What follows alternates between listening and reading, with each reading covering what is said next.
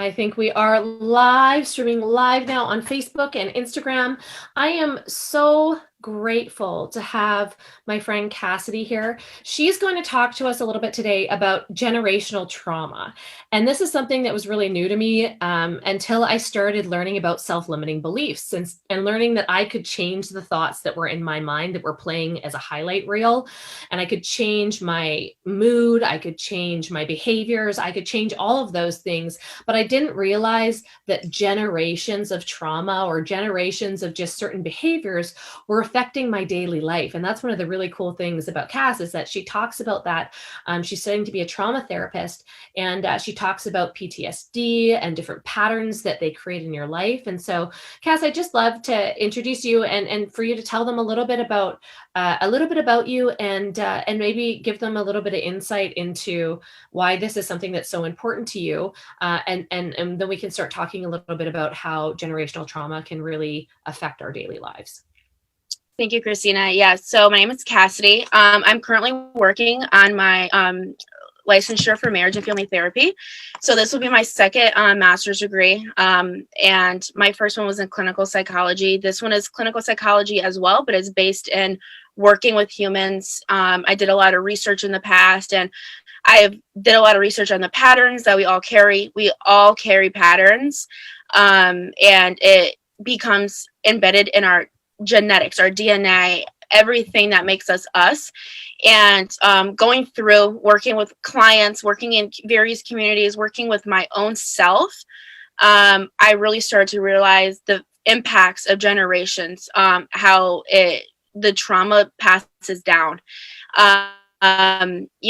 Just like how it would be if you have certain genetic factors like blonde hair, blue eyes, red hair, freckles, those get passed down. Same thing with mental health. And when I say mental health, there's a huge stigma with, mental illness. We all have a mental health. We all have these brains that need taken care of, amending. And for me, going and doing this research, working with clients and in this program, I'm wrapping it up. And my focus is in psychotherapy and trauma. I'm part of a trauma institute right now.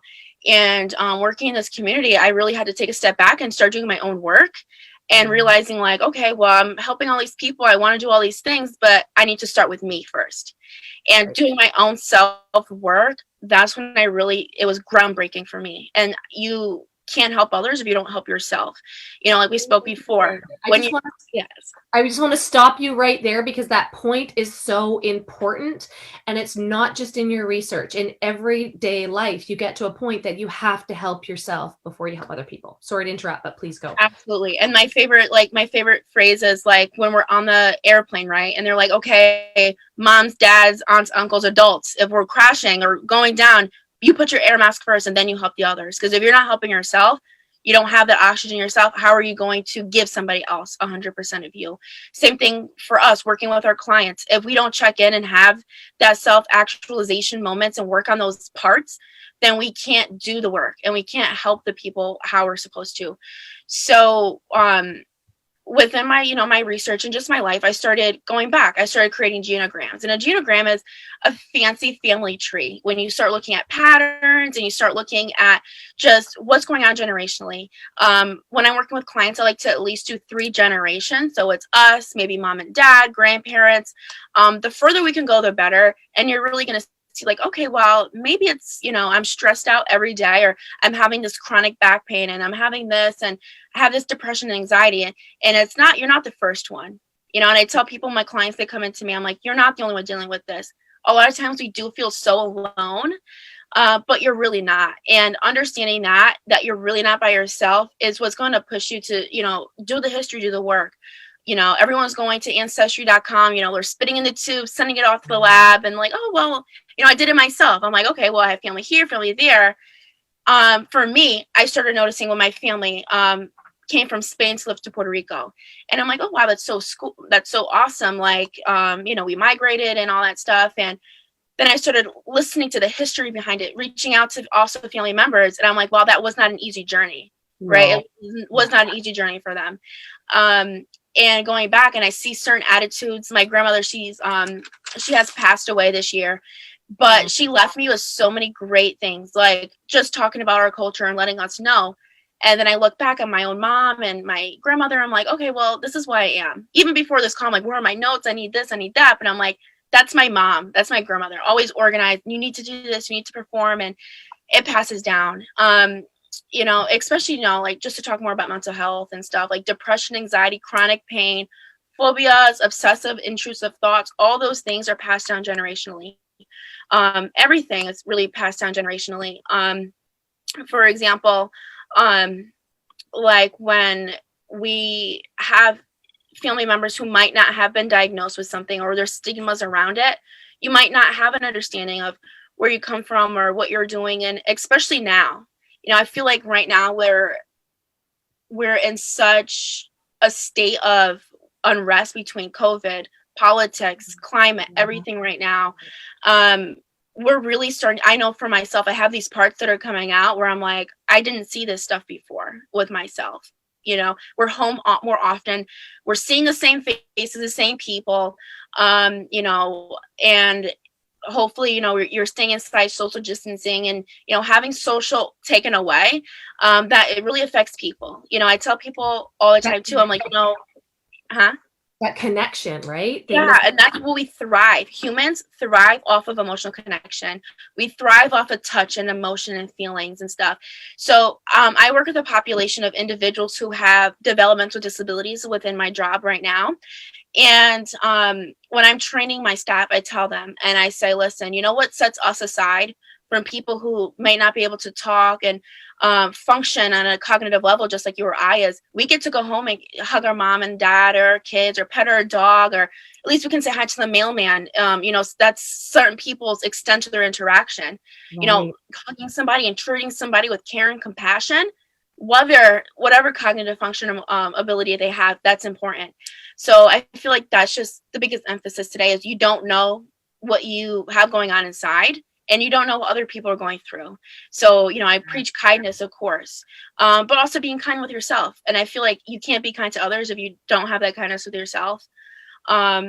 Especially those who have experienced trauma. It's really hard for you to be kind to yourself when others haven't been kind to you, or generationally. So to put it into a picture for you, right? Like, I'm a mom myself. So, my mom as well, of course, I came from her, and then I have a grandmother. So just to give you like my own little self-disclosure. So when your grandmother is pregnant, which is my mother's mom, right? She's pregnant with my mom.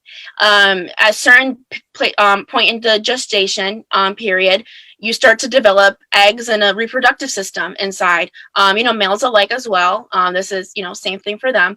So you have, you know, think about it like as a Russian nest egg, right? You have like the little pieces on the inside, right? So now imagine 3 of those. So my grandmother, she experienced like one of those little Russian dolls, do you mean? In the nesting ones, you know? Yeah. So I tell people, I'm like, imagine this, and then imagine this. And now you have like 3 things around, right? Yeah. So that's my grandmother. My grandmother's pregnant with my mom, and then my mom is not pregnant with me, obviously, but I understand what you mean. Yeah. She has the reproductive ability, and my genetic code is in her. You know, is predispositions and such. So now my grandmother, she lived a stressful life coming from a very low socioeconomic status where, you know, day to day, she didn't know what bills were going to be paid, what was going to happen. She had 5 kids. She was, got married at 18 years old, a 3rd grade education. And, you know, she comes about and, you know, you're navigating motherhood, the stressors that come with that, you know, people, you know, birth is amazing. You know, it's a great gift, I guess. Right. The part of it is traumatic though. Birth is trauma and people don't even understand that. So when you have these generations and like, for example, my grandmother's stressed all the time and between being in verbally abusive and abusive relationships with her husband and, you know, having a lot of kids and not giving your body that chance to bounce back from postpartum depression and such. She didn't have that period. So then she gives it to my mom. And then my mom is a very highly tense person. And my mom, she was part of the 30% who make it out of poverty because only 32% of people make it out of poverty. Wow. Yes. And so that is kind of crazy. And so And she if was you don't make it, then it's generation after generation after generation. right, Like he's the ancestor that your right, generation was waiting for to break that code, right? right. You break those generational curses. And so she comes, and now, you know, certain things I see in my mom and my grandmother, great qualities. And I tell people, I'm like, on, you know, the day my grandmother passed away, she was clenching her purse. You know, it wasn't anything like she thought people were going to steal from her, but that was her possession. She had it. And, you know, she had things in life. She lived a blessed life, you know, in a great life. She wasn't in poverty for her whole life, but, you know, she was in Section 8 until she died, on food stamps, on the system. And, you know, she died because she had to ration her food stamp. I mean, she had to ration her insulin, you know, because of the healthcare system here. I'm so Um, sorry. and being, you know, especially being a Latina, the healthcare system and, you know, woman of color, it's very hard out there, and it's very hard for people to get resources, for people to take them seriously until it's over, until it's too late. But those patterns get passed down. So I feel like it's up to us, to break those patterns. You know, for me, personally, being in abusive relationships, I was like, you know, why am I in this relationship? I keep going back in the cycle of abuse. But then I look back at my family and I notice how many people are unmarried or have children not married or were divorced or never married. There were so many people. And I'm like, wow, like this is crazy. You just don't understand. Um, so this is why, like, I read this book here. It didn't start with you. It's by Mark Wolin, and it's how we inherit family trauma and how it shapes us and how to end that cycle. That's awesome. And I love what you said about how we need to change these things within ourselves. We are plastic, you know, our brain, we have brain plasticity. We can change our own genetic codes and forms in our own DNA. You know, this is what epigenetics is. You go and you'd work on it. You know, going to therapy, working on it, doing the work that you need, doing that trauma work, doing the work. And I tell people, I'm like, this is the year that everyone, if you haven't, you need to really start focusing on you. We see the turmoil every single day, and we're not going to know the effects of, you know, staying home for a year, what that's going to do to us, our children. So we need to emphasize on the importance of the organizational process, even in the family system. So, you know, doing genograms and stuff, that's fun. You know, for me, as, you know, as a budding therapist, that's something that I really find passionate, but we all don't have those resources, you know, but just asking, like, you know, what can you do different? Yeah. Especially when it comes to like, and, you know, you can't change if you have anxiety and depression. You can't just say, hey, I want to change this. I don't want to have depression anymore. You know, these are functions inside of our body and chemicals that allow us to experience these things, whether it's anxiety and depression. So, but there are things that you can do. I'm very big on holistic approaches. I'm very into working on your energy, working on, you know, I really enjoy doing Reiki. I enjoy acupuncture. That's not for everybody. I also enjoy sitting down in a therapist's office and crying with a box of tissues and then feeling, you know, I actually weirdly enjoy that too, because it's a release that not many people get to have. And before you, sorry, I only have a few more minutes with you, but one of the things that I want to parallel is if you have an injury, if you have like a knee injury or a shoulder injury, what do you do when you're in pain? You right, go to the doctor, you go to physio, you go to acupuncture, you go to massage, you go to chiropractors, you do the things that you need to do to take care of yourself. You pay other people to help you physically get better. That's the same thing that goes for your mind. If you have some odd reaction, like I remember having a weird reaction that wasn't a 35-year-old reaction to a situation, it was a yeah, 16-year-old reaction. And so yeah, I recognized, hey, that's not actually me operating right now. That's PTSD. And I didn't even know that that's what it was called until I saw a therapist, because I thought PTSD was for people that were in the army, people that were first responders, people that were police and fire and see all these crazy things, right? I thought that that's what PTSD was. But you can actually pick that up in many different circumstances in your life and be living with that.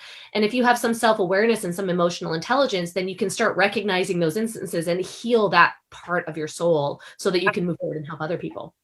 no, that's perfect. And, you know, I want to just like quickly piggyback of what you said. Yeah. You know, we have these parts and we call those exiles, right? So you have these parts that are over functioning where this is the self, right? This is how it should be. Perfect circle.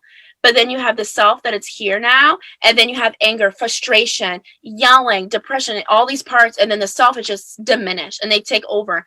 And then the exiles start to pop out, and those child parts that come up, especially when people, you don't have to experience childhood trauma. A lot of it we can go back and, childhood trauma to, for me, I had the hugest phobia of needles. I'm able to go back to when I was 3 years old, having to be restrained down, getting stitches, and I did that through therapy. But there's so much evidence, and the evidence is just beyond compelling, because the root of a lot of these issues do reside in the trauma of ourselves, our parents, our grandparents, great grandparents, aunts, uncles. And research shows that, the traumatic experience is based on those, everything from gene expression to everyday language, and it plays a huge role in our health. And we didn't understand that before, because it's, especially as it's becoming more socially accepted to suffer from mental illness. But you don't necessarily have to suffer, like you said. There are times where you're like, oh my gosh, wait, I forgot to have trauma, because we work so hard to cope. But not everyone has that self-awareness. So checking in with yourself, talking to a licensed professional, talking to a friend sometimes. I tell people all the time, I'm not a licensed professional yet. I still have like 600 hours plus to go, and it's kind of harder because of COVID. But talking to people, there's so many resources, coaches like yourself, because you build off those, there are so many experts in this. And, neuroscience, our brains are like these, pink freaking amazing things that have all this information in it for us, that have information from the past. All these genes are passed down. Like you said, you go to the doctors when your knee hurts or your back hurts, same thing. People don't associate things. So when you start taking care of your brain and your health and your heart, then you're going to start to see those things. And then you want to break and identify those patterns, because it really did not start with you. Right. It didn't start with you. And if you feel like you're starting to develop patterns and things that are starting with you, and there's something that probably happened in the past that is allowing you to let that self-awareness go, and you're experimenting with some maybe negative coping, like, for example, people who like have alcoholism, or who are alcoholics, right? It's not like, oh, they just decided one day they're gonna they didn't decide to be that way. You have to look back to their parenthood. They have an insecure attachment. There's, look at their relationships. That's why people don't just have an addiction and they can be quiet about it. Their relationships start to be affected, their children, their lives, their work. It's a multifaceted, multidimensional approach, and it's a system. We're all working together. And I tell people, I'm like, look at it like you're winding your gears, and then all of a sudden a wrench is in there and you can't grind those gears. Those gears are still there. That wrench is still there. What is their problem? Their wrench. What is in this situation? It could be your trauma, your PTSD, and you don't have to be a veteran. And I really can't wait until we're at this point where it's just like, yeah, you can have PTSD from not postpartum depression from having a baby or things like that, post-traumatic stress. You can have it from a car accident where you hit a mailbox and you're like, you feel differently. There's no way we can define somebody's trauma versus another. If you're experiencing that trauma, just checking within, because we need to work on breaking those patterns, breaking that. And I just feel like once you start doing that work, you start identifying it, then, because, inherited family trauma lives on. Even if the person, the original individual in the family has died, that trauma lives. So we all have this, and what you said is the language of fear, and that's what it is. And it stems from family history. And it's essential to, use a therapist or any type of mental health professional to help discover why these are symptoms. Like you said right there, you came back to that 16-year-old moment. That's a symptom of a bigger issue going on. We help, I help clients identify the right language they'll use in every day, because that's what's fundamental. Emphasizing on cognition, sensation, the unconscious, and related to your trauma and the incident, even if you can't identify it. Learning more about your family, because trauma is expressed in a nonverbal way. It could be physical, it could be your back pain. For me, my trauma, I have extraordinary back and shoulder pain. And I tell myself it's because I'm carrying the world on my shoulders sometimes and everything else. But it really is that you're carrying all that in the past behind you. And you have to understand your own. In this book, he talks about core language. And your core language is where you're able to identify where your origin of trauma is. and you're able to create interventions, and then those interventions will just help you going forward, and mapping out yourself. And I feel like that's just so essential. And I really could talk about this probably for like 15 hours. I think what I'm going to do, Cass, because I have to run. I'm so sorry, I have another appointment, but I would love to have you in and do a Zoom with our team even and talk about this kind of stuff, because I think that especially when you're in an industry or an entrepreneur where you need to do personal development all the time, you're going to hit roadblocks. You're going to hit roadblocks in your communication, in your financial situation. You're going to hit roadblocks if you don't deal with the root cause and you don't fix those generational traumas. So I really appreciate you taking the time today. And we'll make sure that I connect with you and set that up, because I just think you are such a wealth of knowledge. So people, you can find her on Instagram at Mindfully Cass. She's awesome. She's got great info there, and I will bring her back to see you again. Okay. Thanks for having me. Have a great day. Thank you. You too, babe. We'll talk to you soon. Talk to you soon. Bye-bye.